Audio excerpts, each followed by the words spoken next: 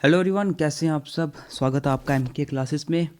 जैसा कि आप जानते हैं कि हमने अपनी पिछली वीडियो में जनरल अवेयरनेस सेक्शन के द रिवॉल्ट ऑफ 1857, आपको याद होगा हमने इसके एमसीक्यूज़ करे थे। आज मैंने जैसे बताया था हम इसके नेक्स्ट पार्ट के एमसीक्यूज़ करेंगे।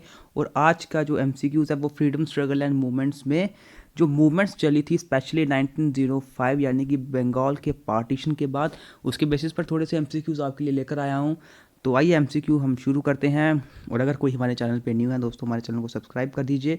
जितना भी हम ये करवाते हैं, जो भी वीडियोस हमारे आपको यूट्यूब चैनल पर दिखती है, इनकी पीडीएफ्स आपको हमारे टेलीग्राम चैनल पर भी मिल जाएगी। वहाँ से जाकर आप पीडीएफ डाउनलोड कर सकते हैं।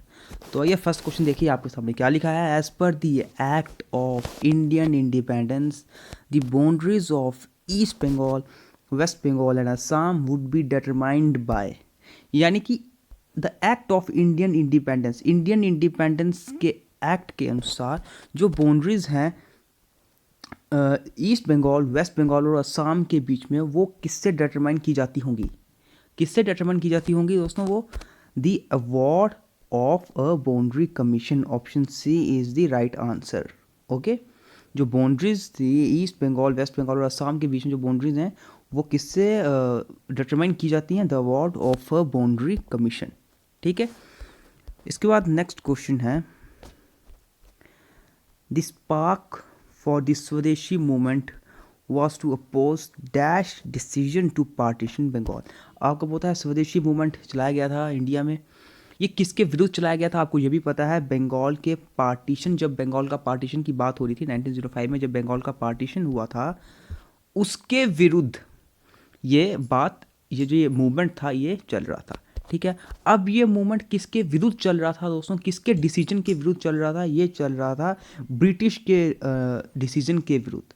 ओके, तो option B is the right answer, British decision to partition Bengal. Okay, option B is the right answer.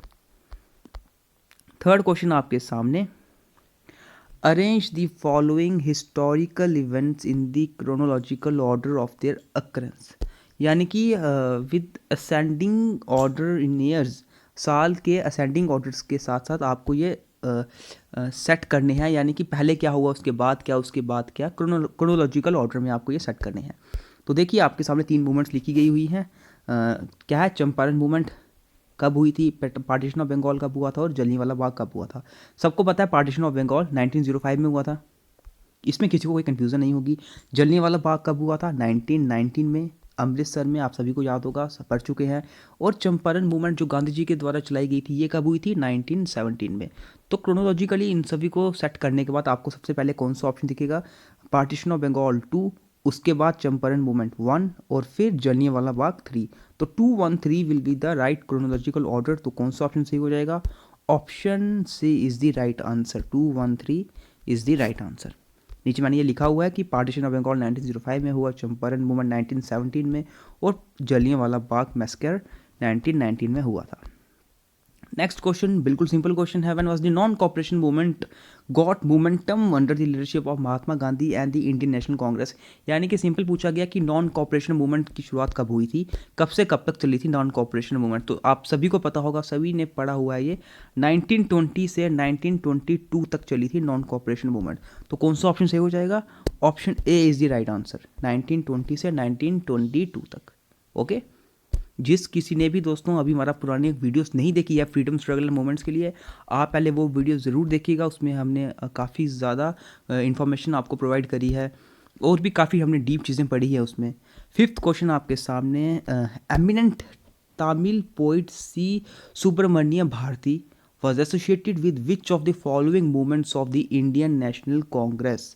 पूछा जा रहा है जो तमिल पोइट थे सी सुब्रमण्यम भारती, वो कौन सी मूवमेंट के साथ एसोसिएटेड थे? मूवमेंट किसकी? इंडियन नेशनल कांग्रेस की। तो कौन किस इनमें से किसके साथ वो रिलेटेड थे, किसके साथ एसोसिएटेड थे? वो एसोसिएटेड थे एक्सट्रीमिस्ट के साथ। Option A is the right answer. Okay, extremist के साथ वो एसोसिएटेड थे। अब किसी को अगर मॉडरेट्स और एक्सट्रीमिस्ट में नहीं पता हो दोस्तों, आप वीडियो ज़रूर देखिएगा। मैं आपको थोड़ा सा आइडिया देता हूँ। ये नरम दल और गरम दल थे इंडियन नेशनल कांग्रेस के लिए। ओके, तो इसका आंसर ऑप्शन ए हो जाएगा। नेक्स्ट क्वेश्चन एक और बिल्कुल सिंपल क्वेश्चन है कि खिलाफत movement was organised by Jinnah, Maulana Abul Kalam Azad, Ali brothers या फिर आगा खान। तो सबको पता है खिलाफत मूवमेंट किसके द्वारा चलाई गई थी, अली ब्रदर्स, जिसमें मोहम्मद अली एंड शौकत अली, आप सभी को पता होगा ये, इन दोनों ने मिलकर ये मूवमेंट स्टार्ट करी थी। नेक्स्ट क्वेश्चन, खिलाफत के रिलेटेड ही, खिलाफत मूवमेंट के रिलेटेड ही एक और क्वेश्चन पूछा गया। Khilafat movement was organised to protest against the injustice done to. तो आपको पता है कि खिलाफत मूवमेंट किसके अगेंस्ट किया जा रहा था, ब्रिटिश गवर्नमेंट, ब्रिटिश के अगेंस्ट किया जा रहा था। ये क्यों किया जा रहा था, क्योंकि उस वक्त ब्रिटिश और टर्की में युद्ध चल रहा था। ओके, तो Turkey is the right answer, option B हो जाएगा right answer. Khilafat movement was organised to protest against the injustice done to Turkey. और किसके अगेंस्ट हो रहा था ये, ब्रिटिश के अगेंस्ट। ओके, तो मुझे उम्मीद है आपको ये सब क्वेश्चंस आपको आते होंगे अगर आपने पुराने पार्ट्स पढ़े हुए हैं। 8th क्वेश्चन आपके सामने, Mahatma Gandhi launched the civil disobedience movement in 1930 from. Civil disobedience movement Mahatma Gandhi ने चलाई थी, आप सभी को पता है कहाँ से कहाँ तक चलाई थी, और इस मार्च का नाम क्या था, दांडी मार्च। ओके, दांडी मार्च इस मार्च का नाम था, जिसमें आप इसको सॉल्ट लॉ भी बोल सकते हो। इन्होंने सॉल्ट लॉ ब्रोक किया था सिविल डिसओबीडियंस मूवमेंट में, तो वह 1930 में चलाई गई थी। और कहाँ से शुरू हुई थी, तो ये शुरू हुई थी साबरमती आश्रम से। Option D is the right answer. Okay, Sabarmati आश्रम से लेकर दांडी तक ये पूरी मार्च करके गए थे। 9th क्वेश्चन आपके सामने, sir Syed Ahmad Khan had started a reform movement among the Muslim called the dash movement. देखिए, सर सैयद अहमद खान ने एक मूवमेंट स्टार्ट करी थी मुस्लिम्स के साथ ही। तो उस मूवमेंट को क्या बोला जाता था, उस मूवमेंट को बोला जाता था the Aligarh movement. Okay, the Aligarh movement ये सर सैयद अहमद खान ने स्टार्ट करी थी। रिफॉर्म मूवमेंट, एक रिफॉर्म मूवमेंट थी मुस्लिम्स के अमंग की, मुस्लिम्स ही थे वहाँ पर, इसको नाम क्या दिया गया था, Aligarh movement. Okay, question number 10 है आपके सामने, the members of Khan Abdul Ghaffar Khan's red T shirt movement were known as. तो जो अब्दुल गफ्फर खान की रेड टी शर्ट मूवमेंट थी, मूवमेंट क्या थी, रेड टी शर्ट मूवमेंट, इसके मेंबर्स को क्या बोला जाता था, इसके मेंबर्स को क्या बोला जाता था, तो इसके मेंबर्स को बोला जाता था सर्वेंट्स ऑफ गॉड। ओके, अगर इंग्लिश में पूछ लिया जाए सर्वेंट्स ऑफ गॉड्स इनको बोला जाता था। और जैसा कि नाम इधर मेंशन्ड है, इसके अनुसार Khudai Khidmatgar. Okay, option C is the right answer, Khudai खिदमतगार, या फिर इनको सर्वेंट्स ऑफ गॉड्स भी बोला जाता था। तो ये थे दोस्तों आज के 10 क्वेश्चंस। मुझे उम्मीद है आपको आज के क्वेश्चंस भी पसंद आए होंगे। हम अभी इन पर 1-2 पार्ट और करेंगे, ताकि धीरे धीरे करके आपके जितने भी MCQs आ सकते हैं इस इम्पॉर्टेंट पार्ट में वो कवर हो जाए। तो मिलते हैं फिर आपसे अब नेक्स्ट वीडियो में, जिसमें हम इसका नेक्स्ट पार्ट कवर करेंगे, नेक्स्ट MCQs पार्ट कवर करेंगे। तो जैसा कि आप जानते हैं कि हमने अभी जम्मू कश्मीर हिस्ट्री भी स्टार्ट कर दी है, और आज आपकी कश्मीर की हिस्ट्री ख़त्म हो जाएगी। इसके बाद हम अगले दिन जम्मू की हिस्ट्री भी ख़त्म कर देंगे, और उसके बाद एक साथ ही हम जम्मू एंड कश्मीर की जो एक साथ की हिस्ट्री है तो वो भी ख़त्म कर देंगे। यानी कि अगले 2 दिनों में आपकी जम्मू और जम्मू कश्मीर दोनों की हिस्ट्री हम कंप्लीट कर देंगे। ओके, तो जम्मू कश्मीर हिस्ट्री तो आपका पूरा कंप्लीट हो जाएगा। इसके बाद ज्योग्राफी, इकोनॉमी, जो भी आपके सिलेबस में हम वो सब पढ़ेंगे। साथ ही साथ आज सुबह आपको Jammu and Kashmir reorganisation act की वीडियो भी मिल चुकी होगी।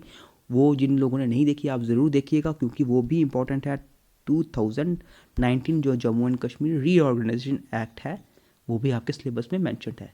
ठीक है, तो जितनी जल्दी हो सके हम जनरल अवेयरनेस आपकी सेक्शन कंप्लीट करने की कोशिश करेंगे। और बाकी सेक्शंस की बात करें, आपको MCQs मिलते हैं, साइंस के लेक्चर्स आपको मिलते रहते हैं। एक बार जैसे आपकी जम्मू कश्मीर हिस्ट्री ख़त्म हो जाएगी, हम इंग्लिश के लेक्चर्स भी फिर से स्टार्ट कर देंगे। और कंप्यूटर एप्लीकेशन और साइंस आपकी जल्दी ही ख़त्म होने वाली है। तो मिलते हैं फिर आपसे नेक्स्ट वीडियो में इस टॉपिक के नए MCQs के साथ।